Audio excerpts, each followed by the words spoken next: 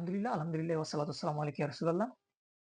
ইনসানিয়াত বিপ্লব বাংলাদেশের পক্ষ থেকে সংবিধানের সংস্কার প্রস্তাব দেওয়া হয়েছে সংবিধান সংস্কার কমিটিকে, যেটা প্রফেসর আলী রিয়াজের নেতৃত্বে গঠিত হয়েছে।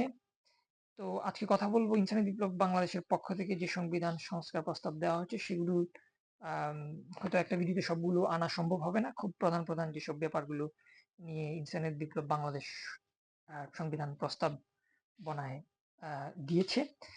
তো প্রথমেই যে জিনিসটা ছক নাম্বার ১ এর মধ্যে যেগুলো আছে সেখান থেকে একেবারে ৩ টা জিনিস যদি আমরা ধরি, রাষ্ট্রের মালিকানার ব্যাপারে এখানে ২ টা জিনিস, এবং তার পাশাপাশি রাজনীতি এবং রাজনৈতিক দলের ব্যাপারে যে জিনিসগুলো বলা হয়েছে ইনসানিয়াত বিপ্লব বাংলাদেশের পক্ষ থেকে, যে সংবিধানের অনুচ্ছেদ ১ এর উপ অনুচ্ছেদ যুক্ত করার কথা বলা হয়েছে, এবং বলা হয়েছে যে রাষ্ট্রের মালিকানা নামে নতুন অনুচ্ছেদ যুক্ত করে ঘোষণা করতে হবে যে রাষ্ট্রের মালিক সকল জনগণ।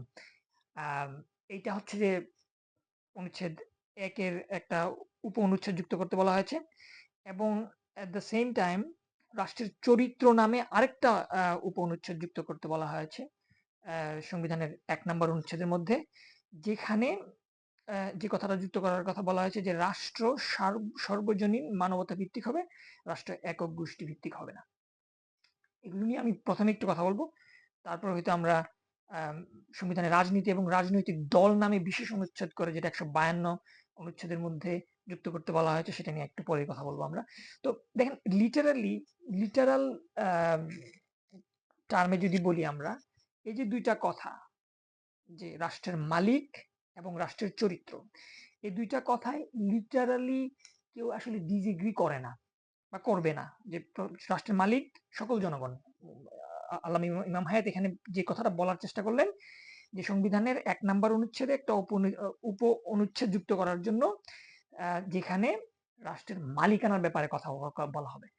প্রথমত, মানে যে কথাটা বলতে চাচ্ছিলাম, যে লিটারালি এটা কেউ নিলে জিনিসটা হয়তো কেউ ডিসএগ্রি করবে না, কিন্তু রাজনৈতিক মতবাদ, আজকে আমরা যে সমস্ত রাজনৈতিক মতবাদ দেখতে পাচ্ছি সেটা সম্পূর্ণটার বিপরীত। মৌখিকভাবে সেটা অস্বীকার করলেও আপনার রাজনৈতিক মতবাদ এবং আপনার রাজনৈতিক আদর্শ কি বলছে, আপনি সেটার থ্রুতে আপনি কি করছেন সেটাই ইম্পর্টেন্ট। কিন্তু এই জিনিসটা কথা বলার আগে আমার মনে হয় যে জিনিসটা ইম্পর্টেন্ট কথা বলা, সেটা হচ্ছে যে এইটা আসলে দরকার কেন রাষ্ট্রের মালিক, এই ব্যাপারে, রাষ্ট্রের মালিকানার ব্যাপারে, মানে আর্টিকেল বা সাব আর্টিকেলটা দরকার কেন, এটা একটা ইম্পর্টেন্ট জিনিস। এটা এই জন্য ইম্পর্টেন্ট যে আমরা 1971 এর আগের থেকে বা 1971 এর পরের থেকেও বিভিন্ন সময় আমরা গণতন্ত্রের নামে রাজনৈতিক দলের পরবর্তীতে স্বৈরাচার হয়ে যাওয়ার যে উদাহরণ, সেটা এরশাদ সাহেবের আমল থেকে হোক, এবং পরবর্তী ইনফ্যাক্ট 72 থেকে আমরা বলতে পারি যে এইটা হয়েছে। এটার একটা অন্যতম কারণ হয় যে রাষ্ট্রের মালিকানার ব্যাপারে, যদিও মানুষ বা আইনগত ভাবেও সেটাই স্বীকৃত যে রাষ্ট্রের মালিক জনগণ, কিন্তু প্র্যাকটিক্যালি আসলে কি রাষ্ট্রের মালিক জনগণ হয় কিনা, এটা এই মানে বা আমরা দেখতে মানে পারলাম কিনা আমাদের প্রিভিয়াস সময়গুলোতে, আমার মনে হয় না। এটার অনেকগুলো কারণের মধ্যে একটা কারণ হচ্ছে যে সেটাকে সাংবিধানিকভাবে রাষ্ট্রের মালিক হিসেবে সকল জনগণকে অন্তর্ভুক্তি করা। এখানে এই রাষ্ট্রের মালিক হিসেবে সকল জনগণকে অন্তর্ভুক্তি করা না হলে বিভিন্নভাবে সাংবিধানিক বিভিন্ন ফাঁকফোকরের মাধ্যমেই যে প্রবলেমটা হয়, সেটা হচ্ছে একক জাতীয়তাবাদ অথবা একক ধর্মভিত্তিক যে সমস্ত দল মতবাদ আছে, তারা বিভিন্ন সময় রাষ্ট্রের মালিকানার দাবি করে। আপনারা খেয়াল করে থাকবেন যে মাত্রই যে গত পতিত যে স্বৈরাচারী সরকার, তাদের একটা মানে রুট মানে ফিল্ড লেভেলে তাদের একটা আইডিয়া ছিল যে যেহেতু বাংলাদেশ 1971 শেখ মুজিব সাহেবের নেতৃত্বে বাংলাদেশ পাকিস্তানিদেরকে তাড়িয়ে মানে এই দেশ মুক্ত করলো, সুতরাং এই দেশের মালিক অনেকাংশে শেখ মুজিব সাহেবের পরিবার, এই কথাটা ভ্যালিড।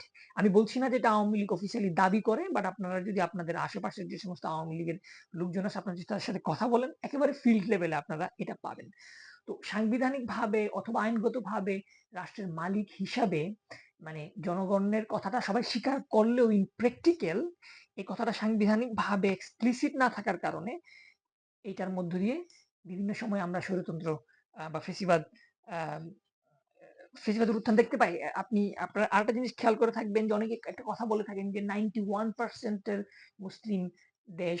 সুতরাং এখানে মানে কি মুসলিমদের মানে কি ইসলামের নামে যে সমস্ত রাজনৈতিক দল করার বা ইসলামের নামে রাষ্ট্র করার যে একটা কথা বলা হয়, এটা নিয়ে আমি একটু পরে কথা বলবো, যে শুধু এক্সাম্পল দেওয়ার জন্য যে 91% মুসলিম এই কথাটা আর সকল জনগণ এই কথাটা এক না। এটা 99% মুসলিম হইলেও আপনি এটাকে সকল জনগণ বলতে পারেন না, বিকজ এটা 100% না।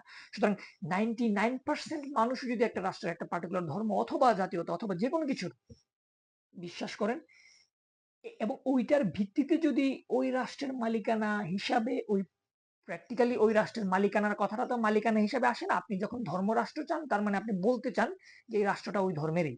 আপনি যদি ইসরায়েলের দিকে তাকান, আমরা সেটাই দেখতে পাচ্ছি। আপনি যদি একটা পার্টিকুলার জাতীয়তাবাদ, যেটা আমরা আওয়ামী জাতীয়তাবাদ, যেটা যেটা বলতে হচ্ছে বলা যায়, আমি বলবো যে এই সেন্সটা এভাবে আসে যখন আপনি সাংবিধানিকভাবে রাষ্ট্রের মালিক এক্সপ্লিসিটলি রাষ্ট্র এটা যখন ডিক্লেয়ার না করেন যে রাষ্ট্রের মালিক সকল জনগণ, মিনিং সকল জনগণ, সবাই, সকল ধর্ম, মত, পথ, জাতীয়তা, আহ, আমরা যাদেরকে উপজাতি হিসাবে চিনি ফর এক্সাম্পল, যেই হোক, যে কোনো আইডেন্টিক্যাল মানুষ, সবাই সেটার মালিক। এটা সাংবিধানিকভাবে থাকা।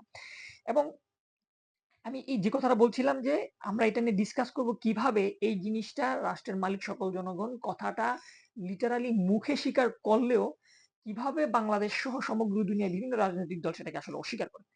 2 নম্বর কথাটা যেটা বলা হয়েছে যে রাষ্ট্রের চরিত্র হিসাবে রাষ্ট্র কোন চরিত্রের হবে, এইটা কেন ইম্পর্টেন্ট আমার মনে হয় এটাও এখানে একটু কথা বলার দরকার।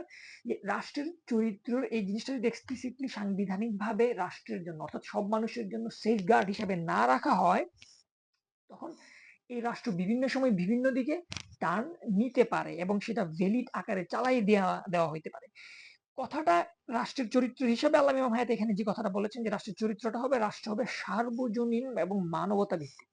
রাষ্ট্র কোনো একক গোষ্ঠী ভিত্তিক হবে না। এগেইন রাষ্ট্রের মালিকানার সাথে এটা ওতপ্রোতভাবে জড়িত। রাষ্ট্রের মালিক কে, এটার উপরে ডিপেন্ড করছে রাষ্ট্রের চরিত্র কি হবে। আমি একটু আগে যে 2টা উদাহরণ দিলাম, যে একক জাতীয়তাবাদের মাধ্যমে যে জিনিসটা হয় যে আপনি পার্টিকুলার একটা জাতীয়তাবাদ, যেটা বাঙালি জাতীয়তাবাদ আওয়ামী লীগ প্রমোট করেছে, আমি এবং বিএনপি বাংলাদেশি জাতীয়তাবাদ প্রমোট করছে। জাতীয়তা এবং জাতীয়তাবাদের মধ্যে পার্থক্য আছে। যে কেউ যে কোনো ধরনের জাতীয়তা বিশ্বাস করতে পারেন, সেটাতে কোনো দোষের কোনো কোনো কিছু না। ইনফ্যাক্ট করবেন, এটাই স্বাভাবিক। কিন্তু যখন এই পার্টিকুলার জাতীয়তাবাদের উপরে ভিত্তি করে একটা মতবাদ তৈরি করে রাষ্ট্র এবং রাজনৈতিক দল গঠন করে সেটা বাদ বাকি সব মানুষের উপরে জোরপূর্বক চাপাই দেওয়া হয়, তখন সেটা জাতীয়তাবাদ হয়। তখন সেটা স্বৈরদস্যুতান্ত্রিক একটা প্রসেসের মধ্য দিয়ে আগায়। আমরা হয়তো কিছু কিছু সময় সেটা দেখতে পাই, কিছু কিছু সময় সেটা দেখতে পাই না। এইটা একটা জিনিস এখানে বলার দরকার, যে এইটা শুধুমাত্র আমাদের পরিচয়গত দিক বা আমাদের চেতনা আদর্শ দর্শনগত দিক না, এটা ইভেনচুয়ালি আমাদের অর্থনৈতিক দিক, আমাদের রুটি রুজির দিকে গিয়েও এটা পড়ে। আপনি দুর্নীতির কথা বলেন আর যেটা বলেন, এগুলো সবগুলোর সাথেও এটার সাথে একটা সামঞ্জস্য বা একটা সংযোগ আছে, সেটা নিয়ে আমরা পরে কথা বলবো। যে কথাটা বলছিলাম যে রাষ্ট্রের চরিত্র হিসেবে বলা হয়েছে সার্বজনীন হইতে হবে এবং মানবিক হইতে হবে। তো এই চরিত্রটাও এটা সাংবিধানিক ভাবে থাকতে হবে। আমি কিছু উদাহরণ দিব, যেমন ধরেন আমরা কিছুদিন আগেই দেখলাম যে বাংলাদেশের যে বর্তমান অন্তর্বর্তীকালীন সরকারের পক্ষ থেকে মানে এমন একটা স্ট্যান্স নেওয়া হইলো, বিশেষত এই স্ট্যান্সটা নেওয়া হইলো সরকার ঠিক ক্ষমতা নেওয়ার পরপর, যে এখানে কিছুদিন মানে আমি মানে মানে স্বাভাবিক যে সমস্ত নিরাপত্তা সেটা আছে, সেটা নিয়ে আমি কথা বলছি না, আমি একটা স্পেসিফিক ম্যাটারে কথা বলবো। সেটা হচ্ছে যে মাজার শরীফ গুলো ভাঙা। মাজার শরীফ গুলোকে যখন ভাঙা হলো, একটার পর একটা ভাঙা হচ্ছে, কিন্তু আমরা প্রশাসন থেকে কোনো মানে মানে রেসপন্স দেখলাম না। আমি একটা মানে আপনি যদি একটু চিন্তা করেন যে পতিত আওয়ামী ফেসিবাদ সরকার পড়লো হচ্ছে যে 5 তারিখ, বর্তমান অন্তর্বর্তীকালীন ক্ষমতা নিল হচ্ছে যে 8 তারিখ, 3 দিন দেশে কোনো সরকার ছিল না। আমি 3 দিন বাদ রাখলাম। 8 তারিখের পর থেকে মাজার ভাঙার একটা ট্রেন্ড শুরু হলো। আচ্ছা, এই ট্রেন্ডটা 5 তারিখের আগে কেন ছিল না? যদি আমরা প্রশ্ন করি 8 তারিখের পরে কেন এই ট্রেন্ডটা স্টার্ট হলো? এইটা একটা ইম্পর্টেন্ট জিনিস। কিন্তু যে মাজারগুলো 8 তারিখের পরের থেকে ভাঙা হলো, ওগুলো তো 5 তারিখের আগেও ছিল। কেন হঠাৎ করে 8 তারিখের পর থেকেই এই মাজার শরীফগুলো ভাঙা হলো? অর্থাৎ যেটা বোঝাতে চাচ্ছি যে একটা রাষ্ট্র যখন, রাষ্ট্রের অনেকগুলো ফরম্যাট থাকে, রাষ্ট্রের অনেকগুলা স্টেজ থাকে, এর মধ্যে একটা অন্যতম গুরুত্বপূর্ণ স্টেজ হচ্ছে সরকার। আমি বলতে পারি যে রাষ্ট্রের প্রধান আহ, যে যে যে পার্ট, সেটা হচ্ছে যে সরকার। এই সরকার ব্যবস্থায় অন্তর্বর্তীকালীন সরকারে কি হলো, আমরা একজন ধর্ম উপদেষ্টাকে দেখতে পারলাম যার দলের নেতৃবৃন্দ ওপেন ফিল্ডে বাংলাদেশের সব মাজার, মামুনুল হকের কথা বলছি, সব মাজারকে ঘুরিয়ে ফেলার কথা বলছে। তো ওই দল থেকে একজন লোককে ধর্ম উপদেষ্টা বানানো হইলো, এবং স্বয়ং মামুনুল হককে ওই 5 থেকে 8 তারিখের মধ্যে এমন ভাবে রাষ্ট্রীয়ভাবে সম্মাননা দেওয়া হইলো, স্বভাবতই বাংলাদেশ না শুধু সমগ্র দুনিয়া উগ্রবাদী লোকজন আছে, কিছু উগ্রবাদী লোকজনের মনে হইল, এবং এই মনে হওয়াটা অস্বাভাবিক না। আমি একটু পরে প্রমাণ করছি যে কিভাবে সেটা বাস্তবিক পক্ষে প্র্যাকটিক্যালি সত্য প্রমাণ হলো। কি হইলো, তাদের কাছে মনে হইলো যে খুব সম্ভবত, তারা রাইট কি বরং সেটা অন্য ব্যাপার, যে খুব সম্ভবত এই যে সরকারটা আসলো, এটা বোধহয় মাজার ভাঙার সরকার। আমি বলছি না পার্টিকুলারলি ইউনুস সাহেবের মাজার শরীফ ভাঙার কোনো ইন্টারেস্ট আছে, আমি এটা উদাহরণ হিসেবে বলছি যে কিভাবে আপনি একটা রাষ্ট্রের চরিত্রকে মানে প্রেজেন্ট করছেন।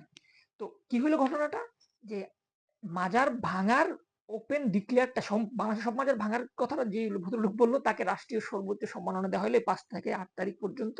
মামুনুল হকের কথা বলছি, খেলাফত মজলিসের লিডার। এবং তারই আরেকটা দল যেটা হেফাজত